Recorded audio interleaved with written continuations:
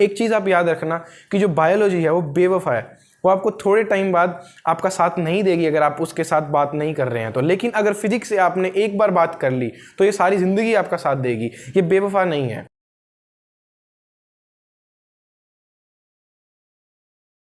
सो hey guys, इस आर्यन बब्बर और आज हम लेकर आ चुके हैं हमारी नई वीडियो हमारे चैनल के ऊपर। तो जैसा कि हमने आपसे प्रॉमिस किया था कि हम इसके बाद सब्जेक्ट वाइज वीडियो लेके आने वाले हैं, तो उसी का ये पहली वीडियो होने वाली है। तो आप में से मोस्ट ऑफ द बच्चों ने एक्सपेक्ट किया होगा कि सबसे पहले बायोलॉजी के ऊपर वीडियो आई जाएगी, लेकिन आप लोग गलत हैं क्योंकि हम सबसे पहले वीडियो बनाएंगे फिजिक्स के ऊपर। आई नो फिजिक्स सुनकर आप में से बहुत से लोग वीडियो ही बंद करके भाग जाएंगे, लेकिन एक चीज़ आपको समझनी ज़रूरी है कि अगर हम नीट की कट ऑफ के बारे में बात करें तो आपको सेफ जोन के आने के लिए 620 से 625 तक पहुंचना पड़ेगा, जिसके लिए अगर आप बायोलॉजी को सुपर स्ट्रॉन्ग भी कर ले, सुपर स्ट्रॉन्ग का मतलब 340 प्लस मान लो अगर आप बायो में भी लिया है, तो भी आपको केमिस्ट्री और फिजिक्स में से एक सब्जेक्ट और सुपर स्ट्रॉन्ग करना पड़ेगा, जिसका अगेन मतलब है 160 मार्क्स। सपोज कीजिए आपका वो इन दोनों में से कोई भी सब्जेक्ट है तो 160 मार्क्स आ गए, तो ये मिलकर के भी आपका 500 मार्क्स होता है। उसके बाद में भी अगर आप चाहे फिजिक्स छोड़ते हैं चाहे केमिस्ट्री छोड़ते हैं, उसके अंदर आपको मिनिमम 120 मार्क्स तो स्कोर करने ही पड़ेंगे। तो फिजिक्स आप में से बहुत लोग इससे डरते हैं, तो अगर आप इसको बिल्कुल ही नेगलेक्ट कर देंगे तो 120 मार्क्स इसमें नहीं आ पाएंगे और आपका सिलेक्शन नहीं हो पाएगा। और फिलहाल हमें अपना सिलेक्शन ज़रूरी है, इसलिए हम वीडियो सबसे पहले फिजिक्स के ऊपर बनाएंगे। तो सबसे पहले अगर हम बात करें तो ये वीडियो हम पॉइंट वाइज रखेंगे, कुछ कुछ पॉइंट्स हैं उसको हम डिस्कस करते हुए चलेंगे। तो सबसे जो पहला पॉइंट की बात करें तो वो है फियर, कि फिजिक्स का सिर्फ हमारे अंदर वो फियर है। अगर हम इस फियर को निकाल दें तो फिजिक्स एक बहुत प्यारा सब्जेक्ट है। एक चीज़ आप याद रखना कि जो बायोलॉजी है वो बेवफा है, वो आपको थोड़े टाइम बाद आपका साथ नहीं देगी अगर आप उसके साथ बात नहीं कर रहे हैं तो। लेकिन अगर फिजिक्स से आपने एक बार बात कर ली तो ये सारी ज़िंदगी आपका साथ देगी, ये बेवफा नहीं है। तो इसलिए फिजिक्स को नेगलेक्ट करना छोड़िए और फिजिक्स के ऊपर काम करना शुरू कीजिए। ये आपका एंड तक आपका साथ देगी और ये आपका स्कोर इंप्रूव करने में एक बहुत अच्छी मदद करेगी।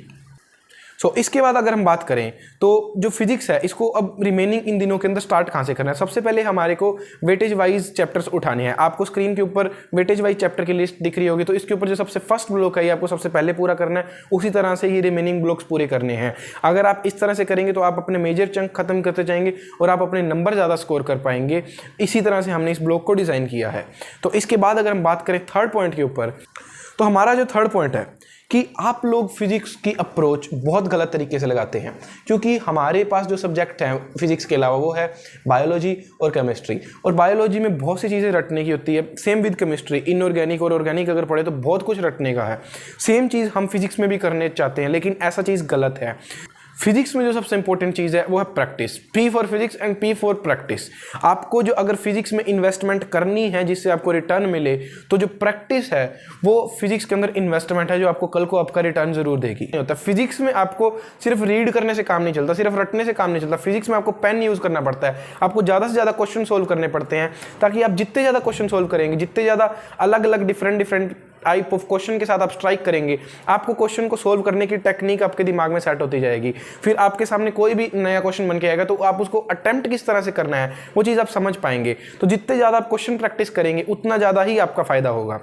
तो फोर्थ पॉइंट, इसके बाद जो आपका क्वेश्चन आएगा कि क्वेश्चन करने कहाँ से हैं और कितने कर रहे हैं।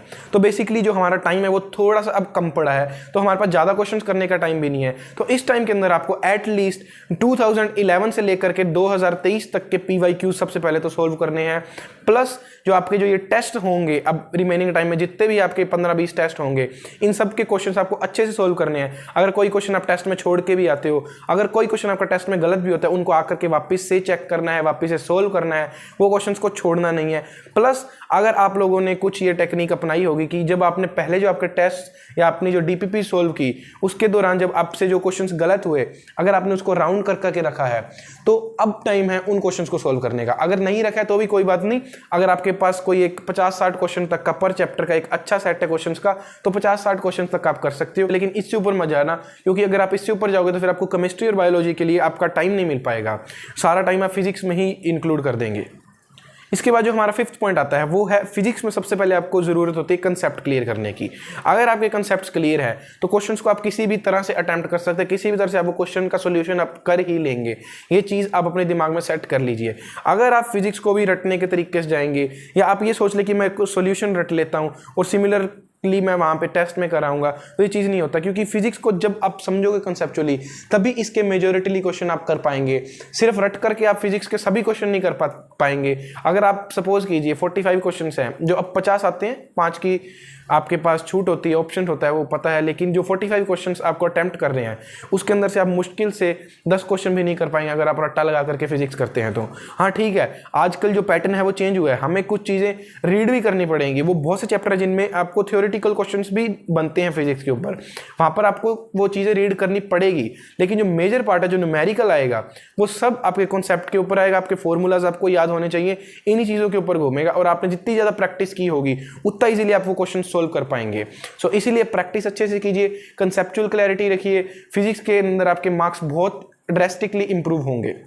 इसके बाद जो हम 6th पॉइंट की बात करें तो वो है फॉर्मूलाज। तो देखिए जो फिजिक्स है वो बेसिकली आप उसको रोज रोज सारा सब्जेक्ट रीड नहीं कर सकते हैं, रोज रोज आप क्वेश्चंस भी सोल्व नहीं कर सकते हैं। जब टेस्ट आएगा तो टेस्ट से पहले आपको एक लिमिटेड चीज रीड करके जानी पड़ेगी, वो फॉर्मूलाज होते हैं।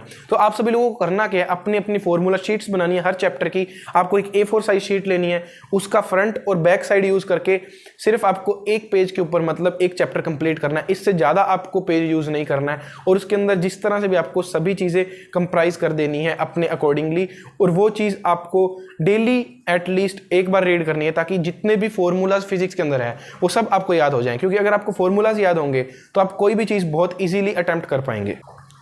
और अगर ये लास्ट के टाइम पे अगर आपको ये लग रहा है कि इस टाइम पे हम फॉर्मूला कैसे बनाएंगे, तो देखिए जो मैंने अपने टाइम पे खुद ने जो फॉर्मूला शीट्स बनाई थी, तो वो सभी चैप्टर्स की मैं आपको नीचे ड्राइव लिंक के अंदर डाल दूंगा, आप वहां से डाउनलोड कर सकते हैं, उनको भी यूज कर सकते हैं। और अब एंड में सम अप करते हुए कुछ चीज़ों को अगर हम बताएं तो देखिए फिजिक्स के अंदर सबसे पहले तो ये चीज़ दिमाग से निकाल दीजिए कि सिलेबस कम हुआ है, कुछ एक टॉपिक्स कट हुए हैं सिर्फ चैप्टर्स के, सारा सिलेबस आपका चेंज नहीं हुआ है, तो चैप्टर्स पूरे पूरे आएंगे और इससे कहीं ना कहीं थोड़ा बहुत आपको नुकसान ही हुआ है। जैसे कलर कोडिंग कट हो चुका है, वहाँ से हर साल एक क्वेश्चन आता है, तो वो बहुत ईजी टॉपिक है।